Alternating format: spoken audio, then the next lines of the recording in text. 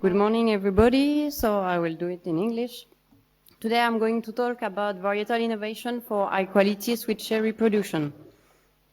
So first of all, I have to define what those innovation means. So it's a concrete process that is plain, achievable, and adapted to the needs of the business. So here are the definitions. I was saying for varietal innovation, we can say that it's a combination of several defined criteria in the same product, and it's that will make high quality production possible. So today we have seen an explosion of the number of varieties and more especially new varieties introduced over the last decades. In every country, we have maybe 4 standard varieties, and our current orchards were designed to grow those varieties, and it represents about 60% of the area in each country.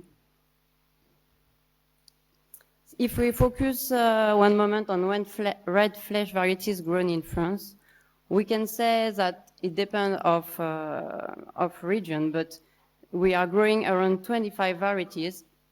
And with our 3 main varieties, we produce 50% of our production. The most famous varieties is Burla. It's coming first in the season, and it represents 30% of French production. Then, around 50 to 90 days after Burla comes Summit, with this heart-shaped form. It's a really appreciated variety, and it accounted for 11% of the production. And the third is Sweet Heart, accounted for 9% of the production. It's a really famous and common varieties for French.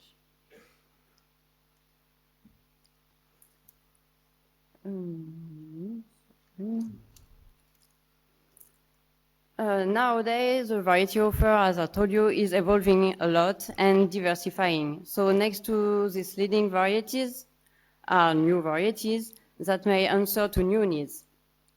There is new challenges, economical, environmental, and social, and there is a great challenge to remain competitive and to improve farm productivity, profitability, and sustainability. Nowadays, with climate change and diversification of agricultural production practices, cultivation conditions are generating heterogeneously conditions.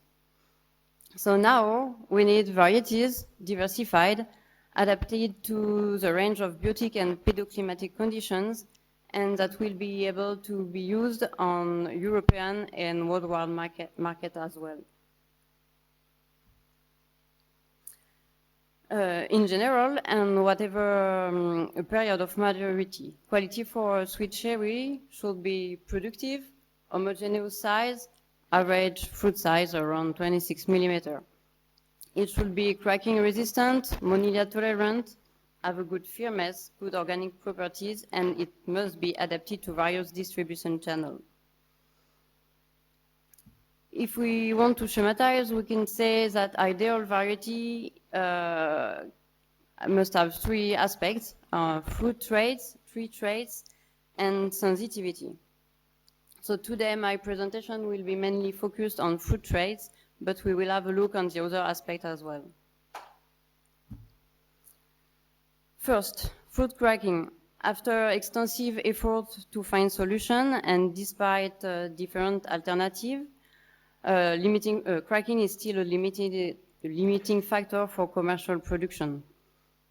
Some agronomic measures and use of plastic cover may limit the risk, but it's not a reliable method of control for all climatic conditions. And nowadays, used resistant varieties is still a best option to produce varieties on the area where rain can occur during the harvest period.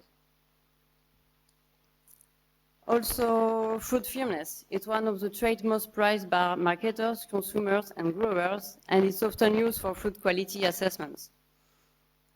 With a high fruit firmness, we can increase handling, resistance to handling and transport damage. And also, that will give you a better adaptability to cold storage and offer a longer shelf life.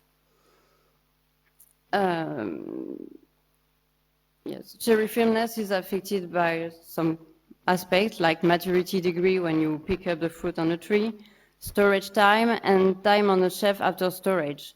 But many studies have shown that the variety is the criteria that is the most important and accounted for the great part of the variance of fruit firmness between variety. Fruit size.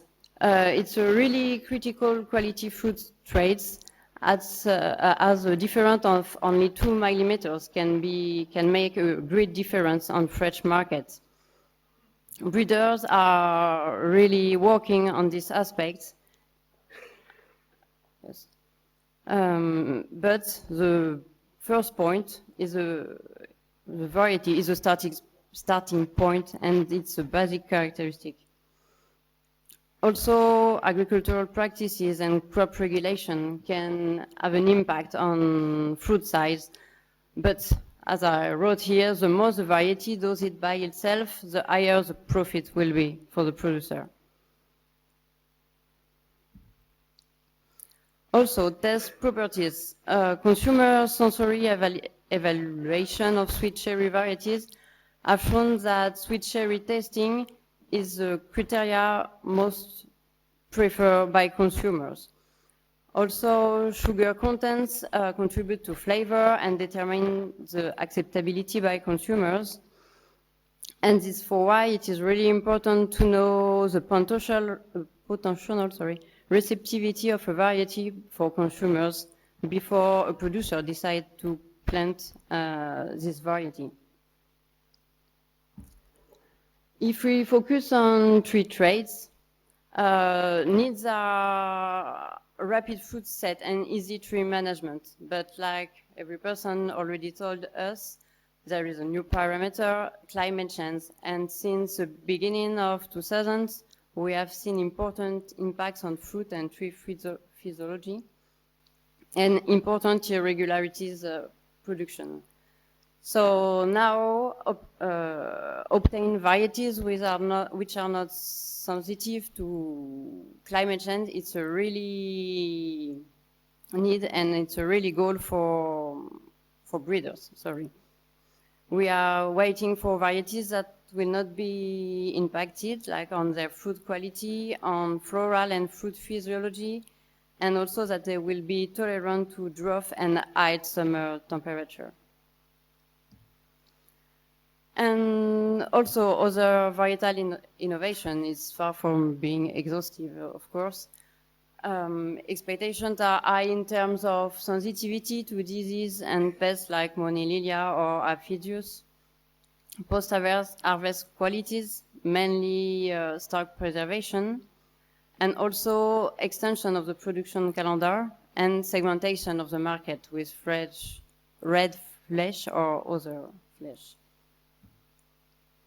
So to conclude, we are in a context of climate change and diversification of agricultural production practices. And sweet cherry actors are turning to breeders to propose varietal innovations and to bring them new solutions to make them able to produce high quality cherry today and to be able to continue it for tomorrow.